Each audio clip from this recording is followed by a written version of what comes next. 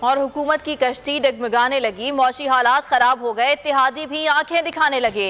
MQM के वफ्द की वजीर आजम से मुलाकात में पीपल्स पार्टी के खिलाफ शिकायत के दफ्तर खोल गए।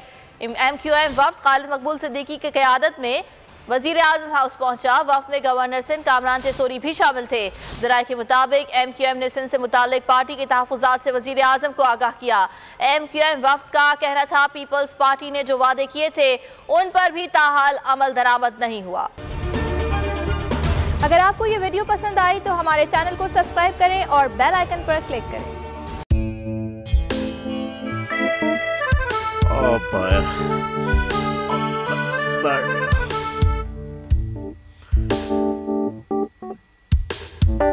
इंतशार से निकलने का वाहिद हल इंतखाबात हैं। हकीकी आज़ादी मार्च आज रवा।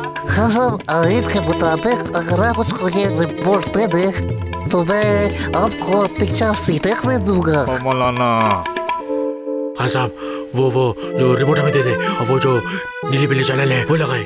जाओ शबाज।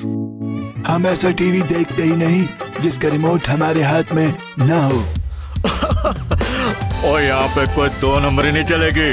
और हम कोई गुलाम है जो आप रिमोट मांगे हम दे दें? Absolutely not. यहाँ पे सिर्फ पाकिस्तान का नंबर 1 चैनल चलेगा, बोल, जो हकीकी सहाफत की जंग लड़ रहा है। पाकिस्तान के लिए कोई और नहीं, सिर्फ बोल खड़ा है। आप सब भी बोल देखें।